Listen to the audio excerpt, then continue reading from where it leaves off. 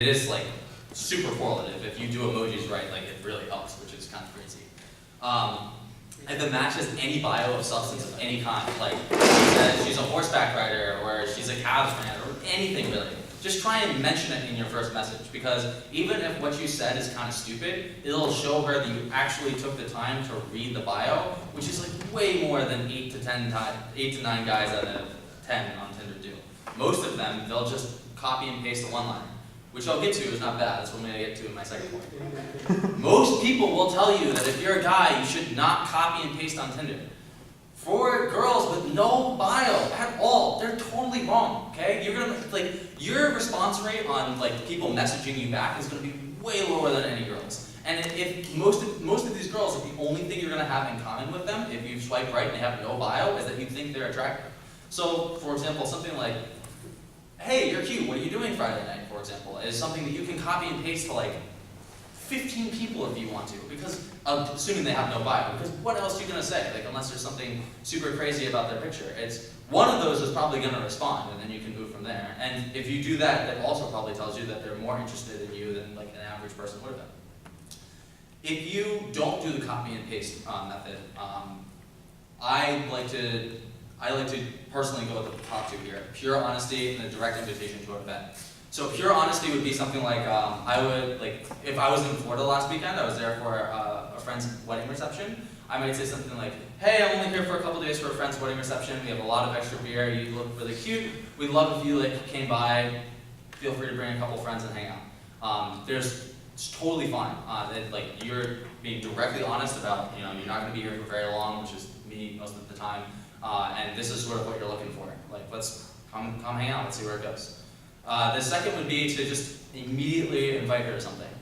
This is a pretty bold move, but I've also seen it work out pretty well. Don't make it something super crazy. Don't invite her to a Y Combinator gala where you have to wear a suit and tie. I've actually seen someone do that before. But it's totally cool to be "Hey, I have an extra ticket to this casual concert on Friday night that ends at 9 or 10 p.m. Do you want to go with me and maybe grab a beer afterwards?" Great first opener. If you actually do have an extra ticket that's $15, then one of your buddies can take it if nobody else does, and that's immediately, she's going to at the very least consider it way more than messages that say, "Hey." And then the last thing, which I've seen some people do, I'm not a huge fan of it personally, but it does work if you want to go for it. If you can find a solid pickup line, then that's not really my jam, but I've seen it work, so go ahead if that's your thing. Messaging for girls. You have very few rules. You could say almost anything and you will probably get a response. You could say, "Hey," you could type a period and hit send, and you will probably get a response. That's just the way Tinder works. That's just the way guys and girls work. That being said, here are a couple of things that I would say. If you've started a conversation with a guy, not first opener, but if you've started a conversation with a guy and he has not responded, don't ping him. It's stupid. You probably have 15 other matches that you could try. It's totally not worth your time. If you didn't give much in your bio for whatever reason, maybe you were sleeping when I told you that that's pretty much the only thing you should have done earlier, then you should give them some sort of indicator of what you might want to do on a first date. So for example, a very common thing is people will ask if you want to go get a drink.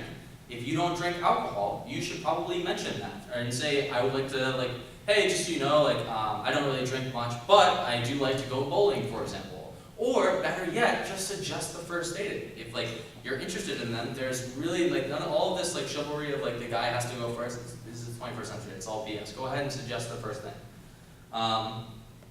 The last thing is, and this is really more of a personal vendetta for me, please don't do the thing where you purposely don't respond for a while. It's just really annoying. It's probably gonna if nothing else, it'll lead to miscommunication, or people will just think you're not interested, not respond. It'll just lead to lots of confusion. It doesn't make anyone more interested than you. It just, and the type of person that does make more interested than you do not want to go on a date with. So it's just sort of stupid and useless. Just be yourself and respond accordingly. So that's the basics of how to use Tinder. Anything beyond this is pretty circumstantial. It depends on who you are, what you're looking for, that kind of thing. At this point, I'm happy to help anybody with their profile, or take any questions if people have questions. But this is a very basic, short overview of what Tinder is and how to use it. Aaron. Tinder horror story. Tinder horror story? Do you have any? I don't, so, there have been some, whenever I see like that data's not going well, I personally, not many people do this, I just get up and leave. I'll just be like, yeah, this isn't working, I'll just leave. You might have created a few horror stories. What's up? I have a horror story from a friend who went on a Tinder date in San Francisco a few weeks ago, where, I mean, it's a pretty mild horror story, but basically, he shows up, the girl is nothing like what she looked like in her pictures, clearly from like several years ago. And he showed up at this restaurant that was like free to portable, actually an Uber ride over there. The Uber rider was like, hey, you going to this place? And he's like, yeah, well, pick something else. Yeah, it was pretty bad. So the food was like this like super weird Indian food that was like really specific to like her background or whatever, and it was like god awful. She was apparently texting the whole time. She went to the bathroom for half of it, and he had to pick up the whole bill because she didn't bring her wallet. And then she said, we should do this again, and immediately as they left, like as soon as they left, she unmatched him on Tinder, and the link is somewhere. So that's like for example, like probably 4 minutes into the date, I would have said, this isn't working, and I would have dropped a 10 on the table if we had already ordered food and walked out. And I fully encourage anyone to do that. If things aren't working, there's no reason to waste the rest of your night. Maybe your buddy's like going to a party later, and you're like, man, I could not be less interested in this person. Feel free to tell them, like, yeah, sure, it might hurt them like a little bit, but it's the truth, and it's not like you're going to go on a second date with them. So just be honest and don't waste your time. Yes, Jordan. So what is the most interesting, either social engineering or just social skill you picked up that is useful outside of this general silo of your life that you've picked up through using Tinder a lot? Oh, through using Tinder a lot? Sure.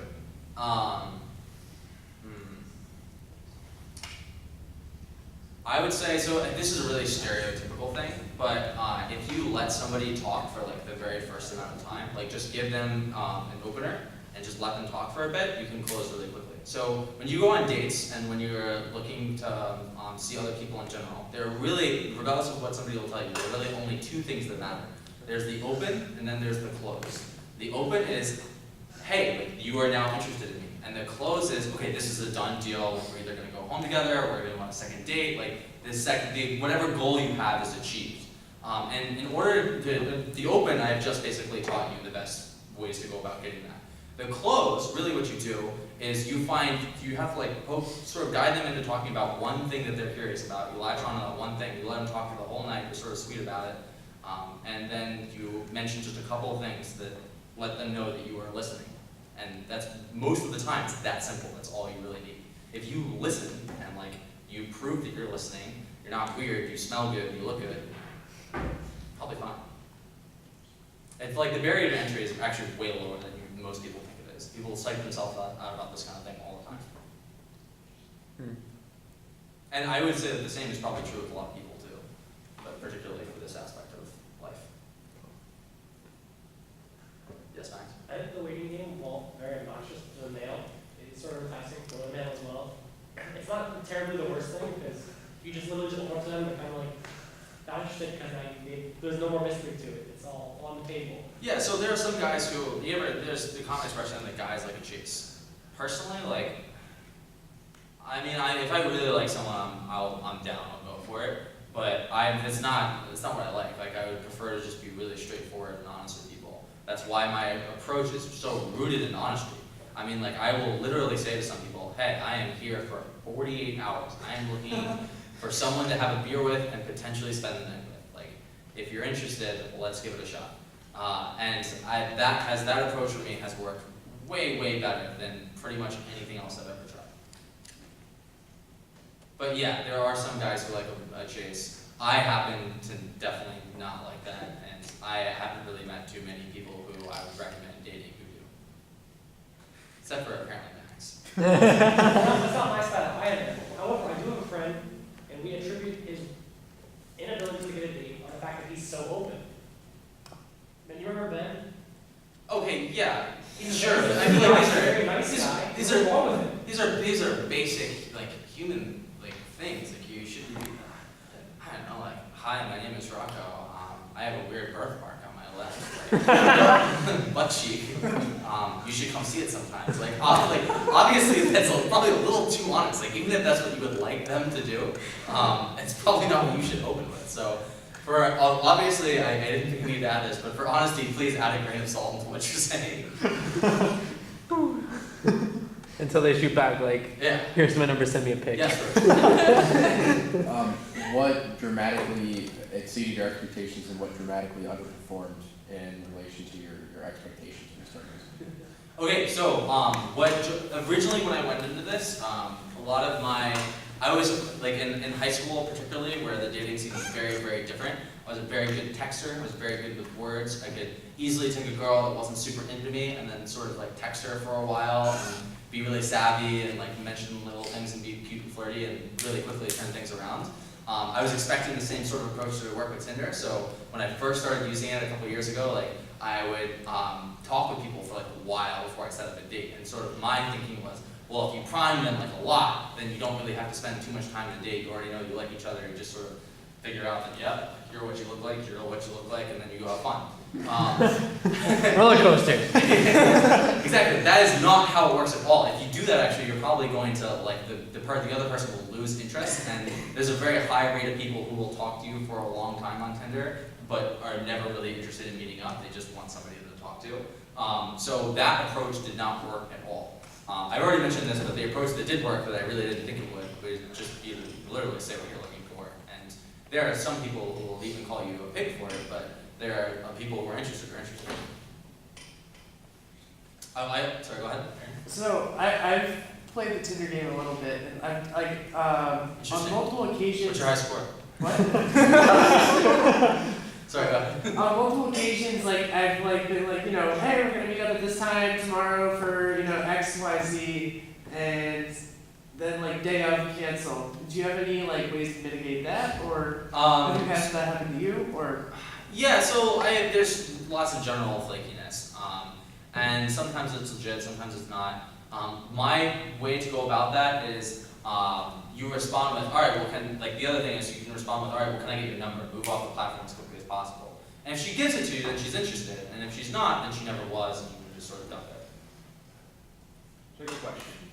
So I'm surprised you don't have more, honestly. what was that? I said, I'm surprised you don't have He's more. going off 6 hours of sleep. You can't blame him. Okay, go ahead, Mary. Okay, so if you set up a date.